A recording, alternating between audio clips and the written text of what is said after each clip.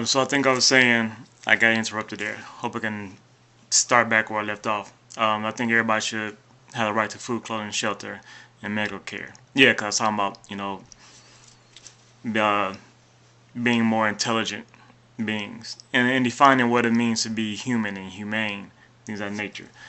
Um, let's see.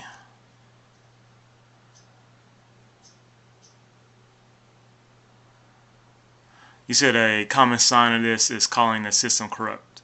That came immediately after saying, generally my dislike of them was response to the common attitude. Um, I don't know. I'm not sure if I argue with that. I don't know. I don't know if that statement is true. But what I want to say is, I believe the system is corrupt.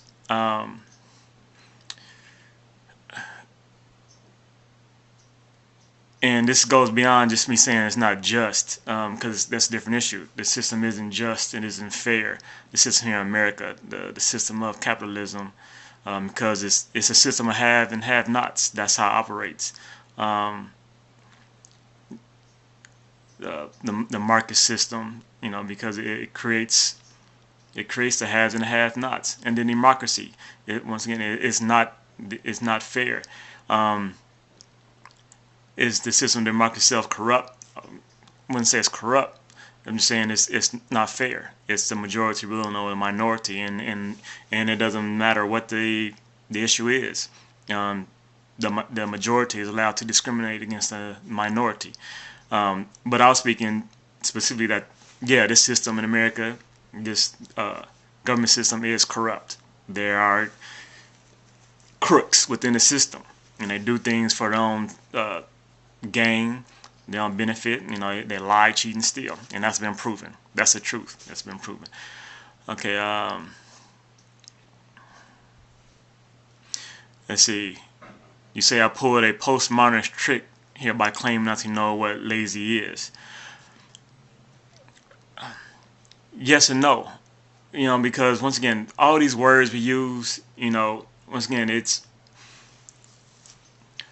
we create all these words, and it's words upon words upon words. And when I say I don't know what lazy is, it's well, what is lazy, and who has authority to define what laziness is? You went with the Webster definition, but does that mean that it's justified, that it's just because Webster says this is the definition, or because society in general says this is the definition? Once again, a society that doesn't appear to really stop and think and think deeply, society that in general doesn't care about the really care, and in my eyes, about the world, because if people really care, then children wouldn't be starving to death approximately every 4 to 5 seconds. It wouldn't be allowed. So once again, when you look at the world of things that are allowed to take place as a whole, then, like I said, I come away with questioning everyone out there. I even question myself about questioning everyone out there more than me, because it appears I look and I think differently, I see things differently than almost everybody else out there. So that's including you. The Webster definition is averse and disinclined to work, activity, or exertion, indolent. And that comes to, in a way, speaking of the nature of someone. What if someone has to be that way because that's what they made? Once again, you said, you are a primate, so you need to hate in certain situations. Maybe people need to be averse or disinclined to work. And actually, that goes back to slavery. That was a means of fighting against slavery, is that blacks, we became lazy, that we didn't work, or we were slow in working. That only makes sense, and doing what you can to fight against the system. And that's why we were labeled lazy, because, like I said, that was a way to fight back against the man, be slow and things of that nature. So, and then we're going to, once again, somebody's true nature, and moving beyond just a means of fighting against the system. If somebody's made that way, then how can you be mad at them? Once again, you just said you're made to hate, and hate as part as your survival and well-being, well, if somebody's made to be lazy, then you can't be mad at them, right? Uh,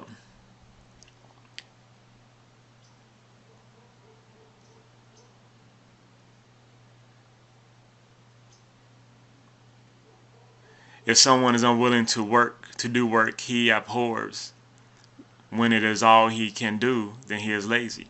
And once again, that's falling in line with the system. You know, to say that is all he can do, why is that the only choice he has? Once again, we have to expand how we look at society, expand what we do for people. That shouldn't be all he can do, you know, to survive. You know, that I have to go work at this job, and people do it every day.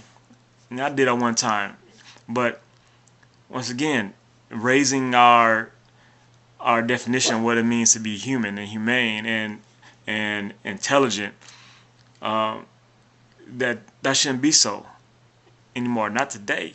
That somebody has to do this job they hates, and so Bella, and that's why we have so much pain and suffering in this world by people what they do. Bella, stop. There are so many people who work at jobs that they don't want to be at, and then what they do? They get off work, they go home, they drink, they self-medicate because of, you know, all that anguish which is inside of them, because they hate what they're doing. They hate the job. They're hating their life, but they have to do it because they have to eat, because society doesn't want to help them out, provide for them, and make it easy for them to truly live. You know, I believe system that, once again, I got videos here about the system I believe in. So I don't know if I want to go through that again. I'll try to find a video and send it to you, or you look through it. But everybody should be more beyond just the opportunity to pursue anything they want. They actually given the help to do what it is they want to pursue, whatever it is. You want to switch every 3 years on what you think you want to do. You should be provided the full help by the government. I'm talking about full help and assistance, and whatever it is they want to do. And I think that's where we should be headed to. Once again, going on 2010, we got to change where we are now and move forward in a better way. At least I believe so.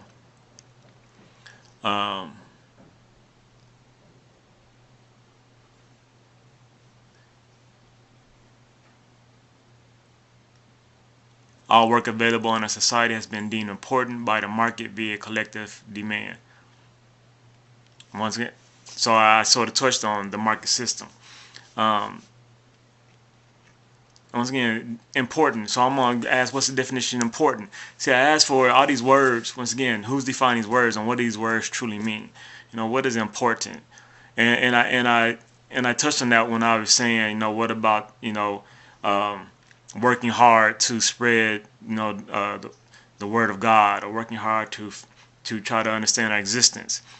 Who's to say what is truly important? And just because, once again, just because the majority says that something is important, doesn't make it important. To me, the most important thing is truth. It's seeking truth. It's loving truth.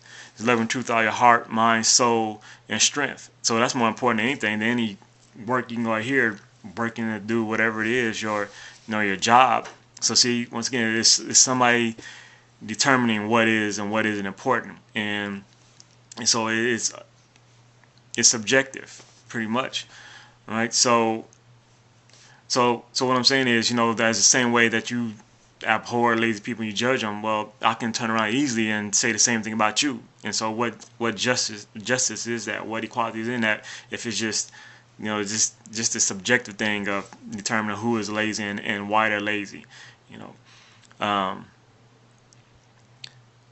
via collective demand. What is our true demands?